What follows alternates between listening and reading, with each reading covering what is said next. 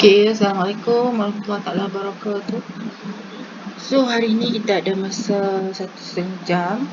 So, saya akan buat video dahulu. Kemudian, kamu akan buat latihan. Dan kalau ada masa lagi, kita akan bincang. Kalau tak ada masa, kita akan bincang pada masa yang lain. Mungkin saya buat kelas malam dan sebagainya lah. Kita tengok keadaan macam mana lah. Okey, jadi hari ni saya dah suruh kamu buat latihan minda 2.1. So, kamu keluarkan buku latihan kamu dan kamu tandakan right pada jawapan yang betul. Dan kalau jawapan kamu salah, kamu sila buat pembetulan on the spot. So, komponen jualan bersih adalah jualan dan juga pulangan jualan sekiranya ada. So, pulangan jualan tidak ada di sini. Okey, seterusnya kos jualan. Kos jualan terdiri daripada inventory awal. Kita tengok satu-satu lah. Belian, pulangan belian, upah atas belian, angkutan masuk,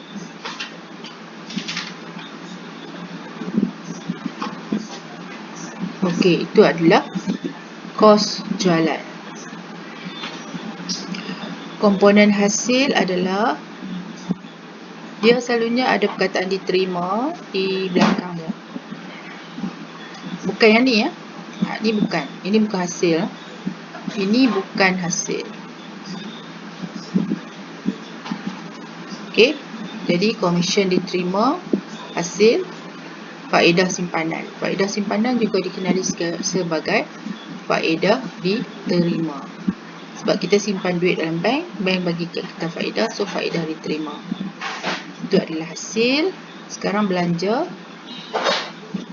Belanja adalah angkutan keluar, alat tulis, faedah pinjaman, kadar bayaran, belanja am,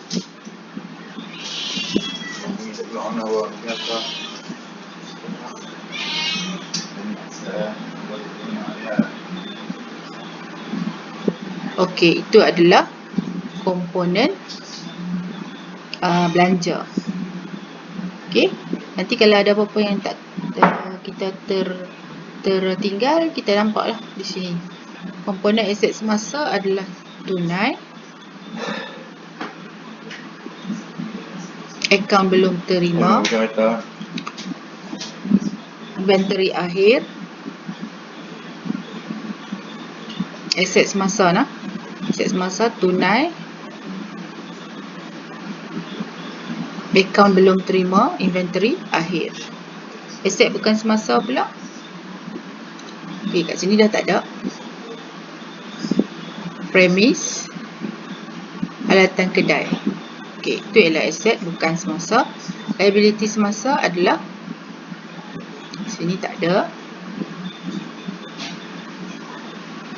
Sini tak ada. Akaun belum bayar. Liability bukan semasa, pinjaman. Ekuiti pemilik adalah modal dan ambilan. Ambilan ni kita akan tolak daripada ekuiti pemilik lah, tapi dia duduk di bawah ekuiti pemilik lah dalam PKK.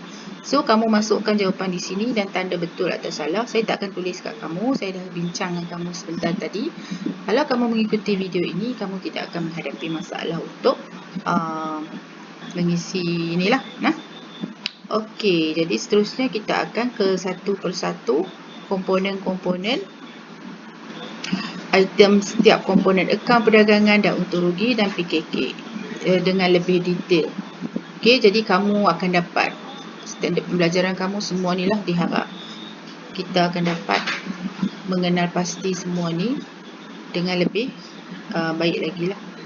Okey, ni tajuk penting lah. Kamu jangan rasa macam tajuk ni sambil lewat, tapi walaupun penting, dia adalah teori. Jadi saya bolehlah gunakan kaedah ni.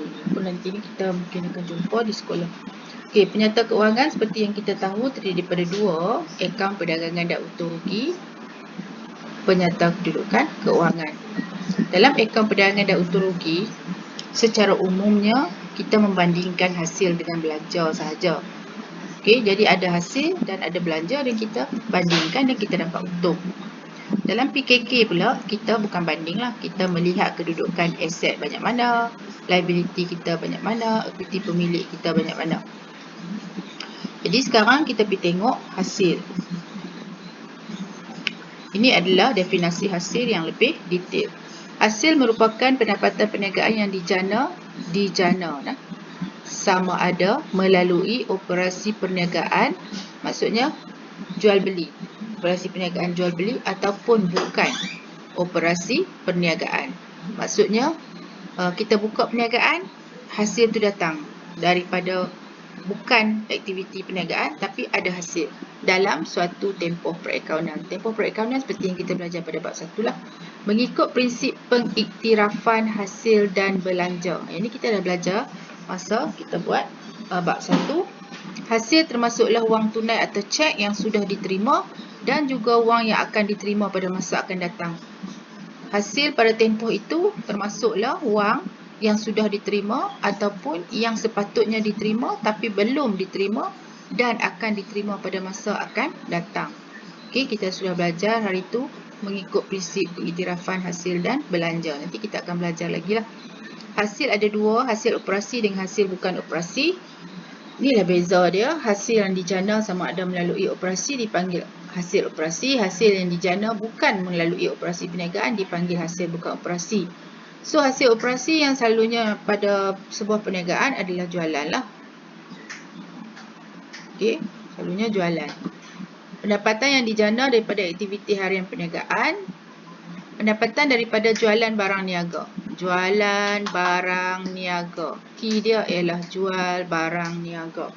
Atau perkhidmatan yang kita niagakan. Contohnya gunting rambut. Hasil daripada perkhidmatan gunting rambut. Dia tak ada jualan barang niaga kan? Kalau doktor, hasil daripada perkhidmatan yang diberi oleh doktor dan juga jual ubat. Itu adalah pendapatan daripada operasi perniagaan. Contoh, bagi sebuah kedai kain, jualan kain merupakan hasil. Bagi firma guaman, yuran perkhidmatan guaman lah. Contoh lain bagi hasil operasi ialah komisen diterima. Komisen diterima ni sekiranya dia menerima komisen hasil daripada menjual barang niaga yang contohnya dekat koperasi jual aiskrim. Jadi pembekal aiskrim memberi komisen. Jadi itu adalah hasil operasi. Okey, komisen daripada jualan barang niaga orang lain lah. Dividen diterima. Dividen ni sama ada juga orang yang suruh kita jual perkhidmatan lah selalunya. Contohnya kita ni broker saham, kita jual saham, so kita dapat dividen. Itu, dividen tu lah. Dividen daripada perkhidmatan yang kita bagi kat orang. Itu adalah hasil operasi. Hasil bukan operasi dijana daripada aktiviti yang berkaitan secara tidak langsung. Kita buka perniagaan tu, okey, tiba-tiba kita dapat hasil secara tidak langsung. Contohnya, dividen. Ni bukan dividen yang sama dengan ni. Dividen ni adalah bila kita buat pelaburan. Pelaburan dalam simpanan tetap. Contoh, kita buat simpanan tetap ni, perniagaan buat simpanan tetap, dia akan dapat simpanan tetap ni dia kena simpan dalam jangka masa yang lama. Contohnya dia bobos 100,000. Simpanan tetap dia tak ambil selama setahun. Dia akan dapat dividen. Ini dipanggil hasil bukan operasi sebab dia tak berniaga pun. Dia cuma simpan saja. Okey.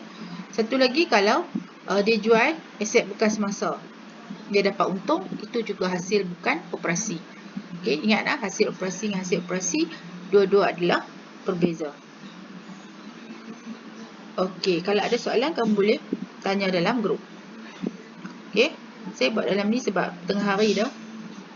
Mungkin kamu sudah penat Google Meet ataupun data pun dah habis. So saya buat dalam bentuk ni lah. Selain daripada hasil yang melibatkan penerimaan wang, terdapat juga hasil yang tidak melibatkan penerimaan wang. Hasil yang melibatkan penerimaan wang seperti inilah, jualan, komisen diterima, sewa diterima, faedah simpanan, semua ni ada duit. Ada juga hasil yang tidak melibatkan penerimaan wang, iaitu on paper sahaja. Pengurangan peruntukan hutang ragu. Yang ni kita akan belajar kemudian lah. Okay. Dia tidak melibatkan wang tetapi dia melibatkan ada pengiraan di situ. Yang ni kita akan belajar bila kita buat pelarasan. Lambat lagi nah. Tapi kamu tahulah ada dua jenis hasil.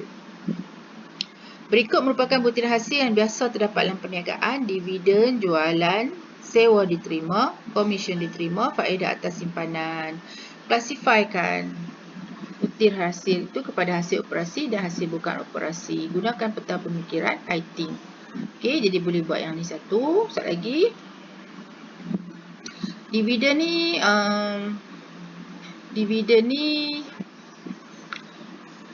kalau ikut dividen ni sangat dia ada cerita kat kamu di sini dividen ni kita ambil dividen yang dijana daripada aktiviti pelaburan lah, maksudnya hasil bukan operasi. Tak payah buat lah, senang sangat. So dividen, hasil bukan operasi, hasil bukan operasi, hasil bukan operasi, hasil bukan operasi, jualan ialah hasil operasi. Kamu boleh tengok penerangan di tepi ni untuk lebih detail lah. Tahu? Tengok ni yang ni. Ini boleh buat nota pendek ke, boleh buat nota kecil dan sebagainya. Okey, seterusnya adalah belanja. Belanja juga melibatkan dua, iaitu belanja operasi dan belanja bukan operasi. Okey, apakah belanja? Belanja merupakan perbelanjaan yang dibayar. Ingat, dia dibayar. Dan perbelanjaan yang akan dibayar pada masa hadapan. Okey, maksudnya sepatutnya kita bayar belanja itu pada masa sekarang, tapi kita terlupa ataupun terlebih tarikh, kita bayar pada masa hadapan. Tapi dia masih juga merupakan belanja. Belanja penting untuk memastikan operasi perniagaan berjalan dengan lancar. Sebagai contoh, bagi perniagaan pasaraya, jika tiada belanja untuk membayar penggunaan elektrik, maka perniagaan sukar dijalankan. So, belanja ni wujud semasa kita membuka perniagaan. Kalau kita tak ada belanja ni, kita mungkin tak dapat berniaga. Jadi belanja ni penting lah. Belanja operasi. Okey, macam biasa juga belanja operasi dia banyak lah. Saya minta maaf kalau ada suara-suara lah. Biasalah pagi-pagi ni. Belanja operasi ialah belanja yang terlibat secara langsung dalam aktiviti utama perniagaan. Seperti, belanja ni dia walaupun kita tak nampak kata dia guna untuk barang niaga ke apa, tapi kalau dia tak ada, belanja ni tidak dikeluarkan, maka perniagaan tak boleh berlaku. Itu adalah belanja operasi. Contohnya gaji, insurans, sewa, kadar bayaran. Kadar bayaran ni apa? Kadar bayaran ialah bil telefon, elektrik dan air serta bil internet. Kita panggil satu nama saja, itu kadar bayaran. Kamu jangan letak akaun bil elektrik, tak. Kamu letak kadar bayaran. Belanja am, alat tulis. Alat tulis ni kita tak bayar. Alat tulis ni kita beli. Tetapi alat tulis dianggap sebagai belanja. Contoh alat tulis ialah pen, kertas. Pen kertas lah banyaknya. Sebab apa? Pen kertas ni sangat diperlukan dalam perniagaan kan. Kalau tak ada perniagaan, kalau tak ada pen kertas semua tu dalam perniagaan, susahlah kita nak menulis apa file, nak menulis-nulis semua tu. Jadi dianggap sebagai belanja operasi, tapi yang ni je yang tidak dibayar. Yang lain semua dibayar, gaji dibayar, insurans dibayar, sewa dibayar. Baik alat tulis kita beli. Ini satu-satunya belanja yang kita beli. Belanja lain semua kita bayar. So kena ingat susut nilai ni ialah belanja yang tidak melibatkan wang. Kita akan belajar pada bab pelarasan nanti. Belanja bukan operasi ialah belanja yang tidak terlibat secara langsung dalam aktiviti utama perniagaan seperti faedah atas pinjaman bank. Pinjam duit dari bank, kita dikenakan faedah, kita kena bayar faedah. Faedah tu tidak terlibat secara langsung dalam perniagaan, tapi ada faedah atas overdraft bank dan rugi atas pelupusan aset. Okey, kita tengoklah nanti bila sampai masanya. Okey, cikgu nak terang nanti bila sampai masanya. Ataupun mungkin ada dalam. Okey, sama seperti hasil, belanja juga melibatkan pembayaran wang dan tidak melibatkan pembayaran wang. So, kamu boleh tengok sendiri okey, yang tidak melibatkan pembayaran ni akan dibuat dengan lebih lanjut dalam tajuk pelarasan. Modul 8 kalau tak silap saya. Nak kamu cek balik.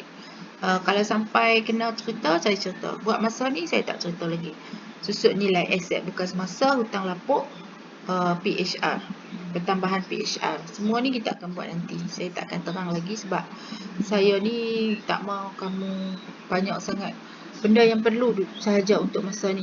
Glossary ni sila tengok nah. Okey, gerak kerja 2 sama juga macam tadi, kita classify ikut belanja operasi dan belanja bukan operasi. So saya buat siap-siap. Belanja operasi ialah kadar bayaran, premium insurance, duty import, belian. Belian ni satu belanja besar lah ni. Sebab kalau tak ada belian, tak ada lah perniagaan. Okey, itu adalah belanja operasi. Itu adalah belanja operasi. Belanja bukan operasi ialah rugi pertukaran asing dan susut nilai. Okey, kalau ada soalan tentang hasil dan belanja, ni semua penerangan lebih lanjut, kamu boleh PM cikgu ataupun tanya saja dalam grup nah. Okey, sekarang aset. Aset adalah harta yang dimiliki oleh perniagaan. Tadi kita dah belajar dah sebelum ni, tapi yang lebih detail. Harta yang dimiliki oleh perniagaan untuk menjana hasil. Pasal apa kita ada aset ni? Aset ni ialah kita nak guna dalam perniagaan kita bagi mendapatkan hasil. Hasil kita jualan lah selalunya dan juga hasil-hasil yang lain. Perniagaan memerlukan aset untuk menjalankan perniagaan. Jadi aset ni ada yang berbentuk fizikal, contohnya perabot. Inventory ni barang niaga, stok barang niaga nah. Kelengkapan, premis. Premis ni bangunan nah. Lepas tu alatan pejabat. Alatan pejabat contohnya komputer, printer, mesin daftar tunai. Lepas tu kelengkapan ni contohnya kamu boleh buat nota kecil tapi jangan conteng kat buku lah. Kelengkapan ni contohnya adalah kipas angin apa semua tu, kipas angin, lampu. Dan satu lagi adalah perabot. Perabot ni contohnya rok pameran dan sebagainya. Juga tidak berbentuk fizikal. Yang ni akaun belum terima ni ialah penghutang. Orang yang berhutang dengan kita dan faedah simpanan belum diterima. Yang ni pelarasan. Faedah simpanan ni sepatutnya diterima pada tempoh perakaunan semasa tapi belum diterima jadi dianggap sebagai aset semasa. Akaun belum terima ni ialah penghutang kita. Jadi tak nampak benda tu, takkan kita nak kira atas orang kan? Taklah, orang tu tak dianggap sebagai fizikal. Contoh aset fizikal ni dalam pejabat lah, tak apalah nampak sangat. Kamu ingat balik dalam koperasi lah. Koperasi banyaklah aset fizikal. Kan kita masuk-masuk, kalau kita duduk dekat luar tu pun kita dah nampak meja, kita nampak rok, kita nampak peti ais, kita nampak mesin daftar tunai yang Kak Wani duk guna, kita nampak barang niaga yang duk tepi belah sana yang tak jual lagi, itu adalah stok.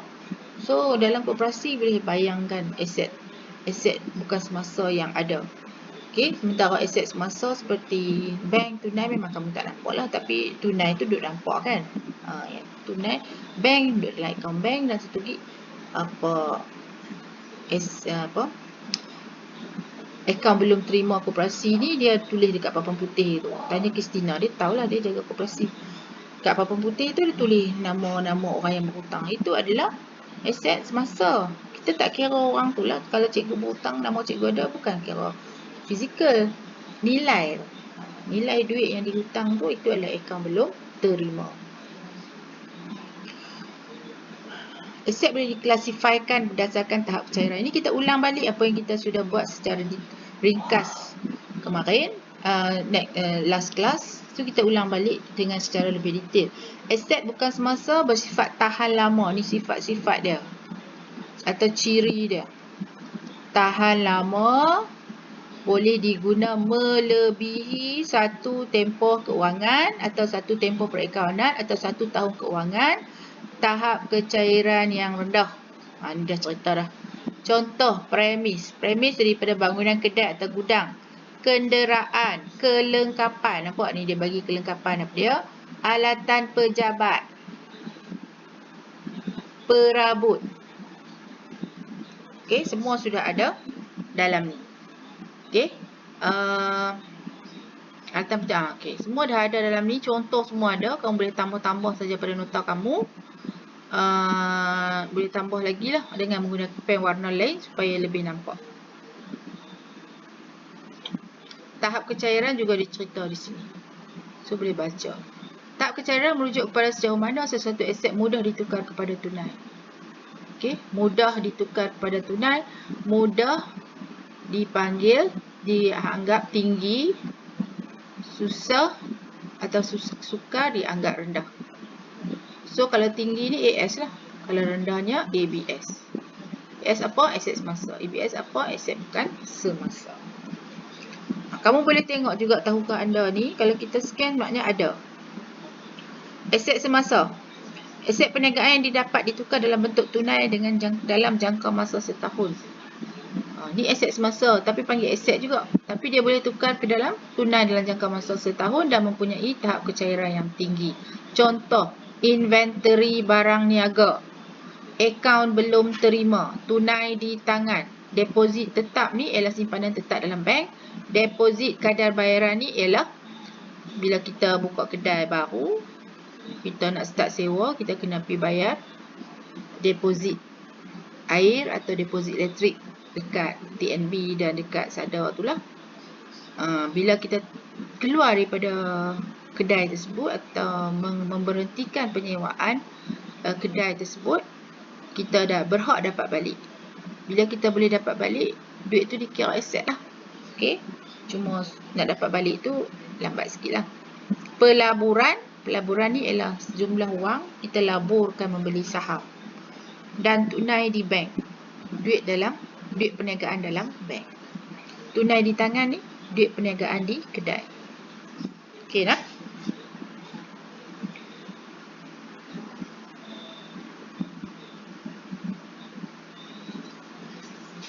Aset bukan semasa boleh dikategorikan sebagai aset semasa dalam perniagaan yang berbeza. Bila pula aset bukan semasa jadi aset semasa? Kita tengok situasi A.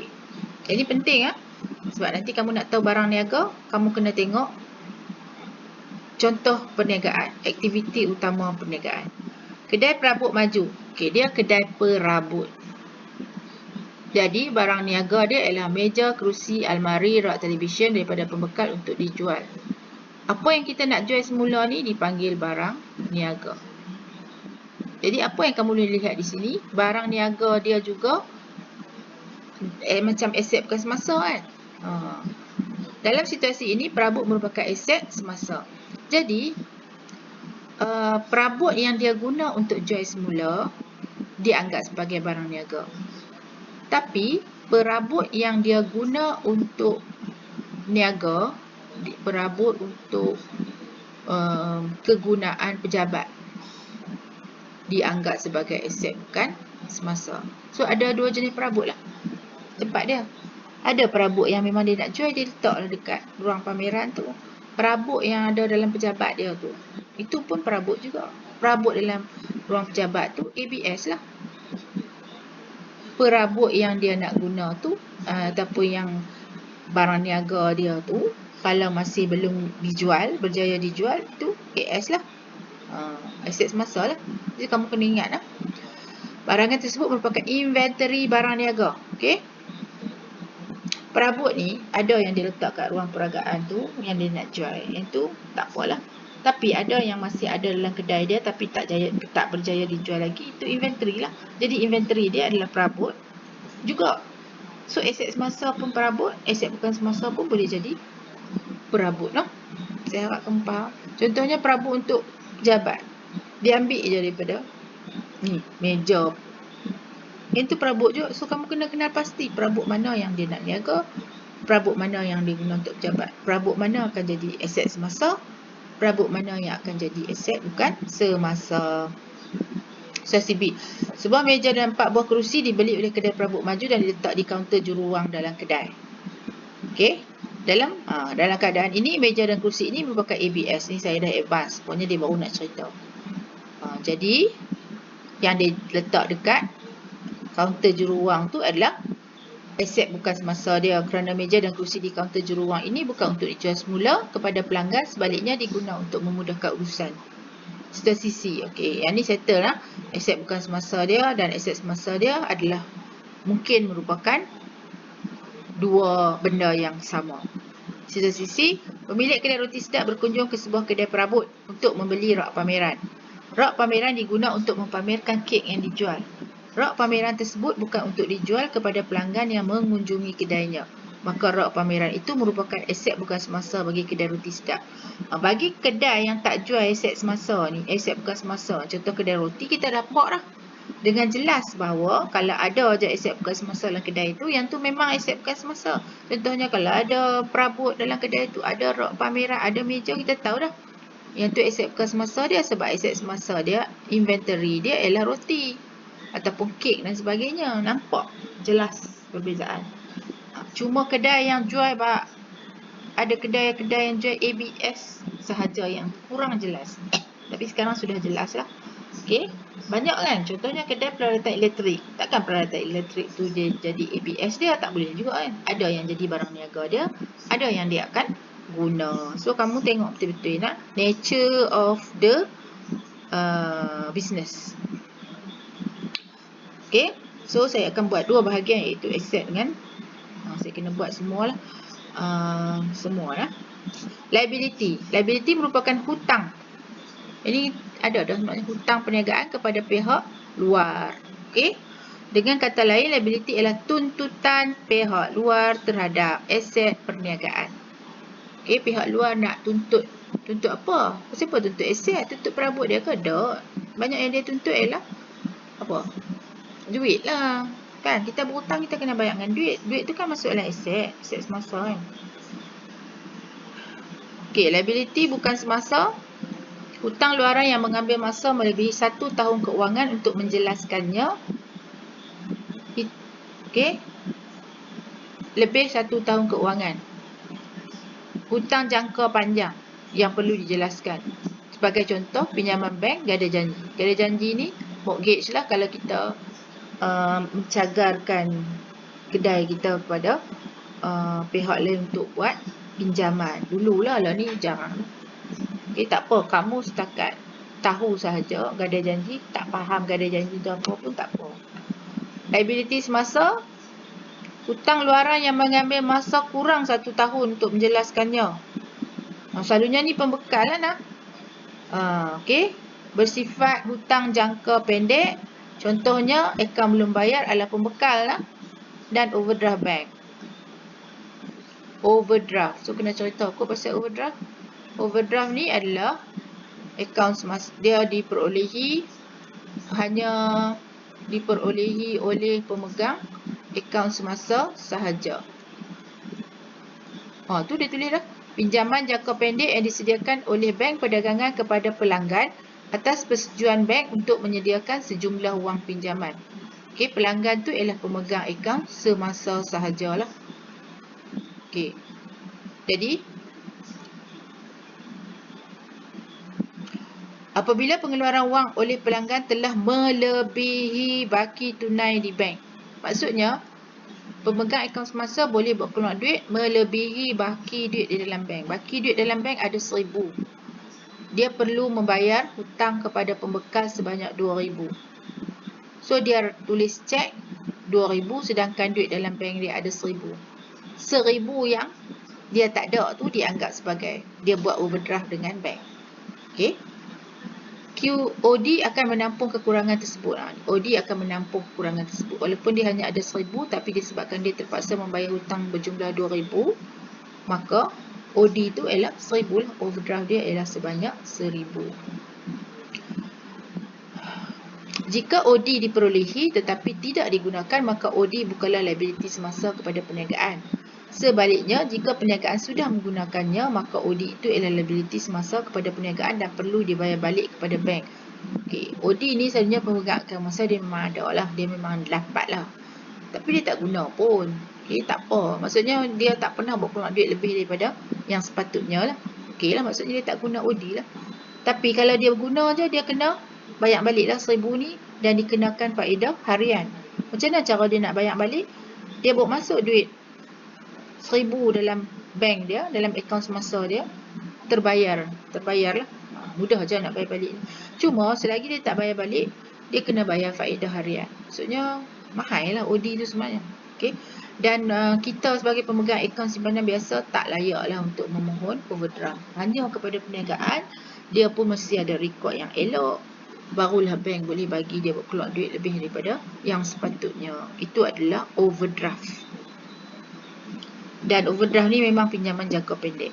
Bagi perniagaan yang sama, sesuatu LBS akan diklasifikasikan sebagai LS jika tempoh matang kurang 12 bulan dari tarikh akhir tempoh keuangan berkenaan.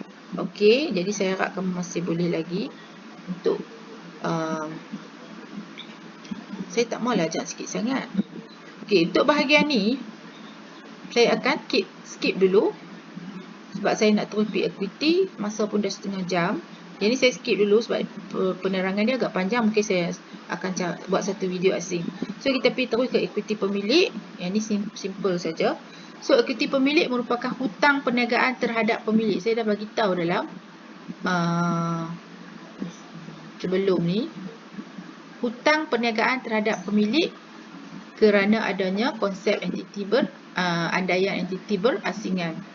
Untuk memulakan perniagaan, pemilik perlu membawa masuk harta benda peribadi supaya perniagaan boleh mula beroperasi. Untuk menjana perniagaan ini dipanggil modal. Pemilik masuk modal lah. Tanpa sumbangan daripada pemilik, mustahil perniagaan itu boleh beroperasi. Situasi ini bagaikan perniagaan meminjam modal daripada pemilik untuk memulakan aktiviti perniagaan. Dia adalah entiti berasingan. Jadi bila dia guna saja perniagaan, guna je duit pemilik, maka dianggap perniagaan meminjam duit daripada pemilik dan kenalah bayar balik dalam bentuk untung bersih. Okay. Kesimpulannya, equity pemilik merupakan bahagian perniagaan yang disumbangkan dan dimiliki oleh pemilik. So, modal tambah untung bersih tolak rugi bersih. Equity pemilik, inilah dia punya rumus dia, modal tambah untung bersih tolak ambilan, atau modal tambah tolak rugi bersih tolak ambilan. Maksudnya kalau perniagaan mendapat untung bersih itu akan ditambah pada modal. Kalau perniagaan mendapat rugi bersih akan ditolak daripada modal. Kalau peniaga buat ambilan akan ditolak daripada modal. So ini dipanggil equity. Kamu tengok balik dalam kamus, dalam Google, equity itu maksudnya apa? So mungkin kamu akan lebih faham lah. Faktor yang menyebabkan equity pemilik bertambah, modal tambahan untung bersih. Faktor yang menyebabkan equity pemilik berkurang jika dia buat ambilan dan jika menanggung rugi bersih. Latihan minda 2.2. Okay, tunggu sana. Lengkapkan jadual berikut. Okey, buatlah. Tentukan sama ada pernyataan berikut adalah benar atau salah. Okey, sila buat. Nombor 3, sila buat. Okey, itu untuk bahagian pertama. Persamaan perakaunan saya tak akan buat lagi dengan kamu pada hari ini. Okey, jadi kita dah habiskan 32.5354 minit. Kamu boleh kemas kini kamu punya nota untuk buat penambahan apa-apa yang patut. Buat sajalah sebab kamu tak akan simpan buku ni untuk tahun 3 lah. So tempat tu buku nota kamu sangat penting. Ada yang buat dua buku, satu nota satu ni, tak ada masalah. Kalau ikut tu cikgu tak maulah kamu pakai buku banyak-banyak kan, 3 buku lah. Jadi latihan memang kena ada 2. Kalau kamu buat nota 1, jadi kamu ada 3 buku. Terpulanglah pada kamu sebab kamu dah biasa macam tu di mendengar rendah. Sebenarnya cikgu kalau boleh nota latihan, lepas tu bila mai bab seterusnya kita guna buku satu lagi, nota latihan terpulang. Kalau kamu selesa dengan buku nota yang berasingan, tak apa. Okey, tapi yang penting cikgu nak tengok ialah buku latihan. Buku nota ni kamu akan jadikan rujukan kamu. Kalau kamu tak buat nota, kamu yang rugilah. Dan nota bukanlah menyalin sepenuhnya daripada buku teks, summarize. Okey, saya akan tengok buku nota sekali-sekala supaya saya nampak kamu buatlah. Okey. Jadi untuk ini, untuk hari ini kamu buat latihan ni, dan juga mungkin ada satu latihan lagi saya nak bagi kat kamu. Kalau kita tak ada nak bincang pada pukul, saya kelas mula pukul 11.30 ke pukul tak? Saya tengok lain. Sepatutnya kelas saya mula dengan kamu pukul 11.30 sampai pukul 12 kamu tengok video ni. 12 sampai 12.30 kamu buat. So 12.30 saat lagi kita tengoklah, kalau ni kita akan bincang. Okey, soalan ni, dan mungkin saya akan bagi satu lagi soalan sebab soalan ni sangatlah simple. Okey, mungkinlah kalau saya cari soalan yang sesuai tak ada, tak apa. Kamu ada soalan ni dalam masa 15 minit pun boleh dah dapat. Boleh buat dah. Sangatlah mudah dan cepatnya. Jadi kita tengok keadaan macam mana. Jadi saya sangat berharap kamu akan dapat mengikuti video ini dengan sebaik-baiknya sampai habis, kerana dalam video ini adalah penerangan yang tidak akan diulang. Okey, please lah. Okey, saya sangat berharap.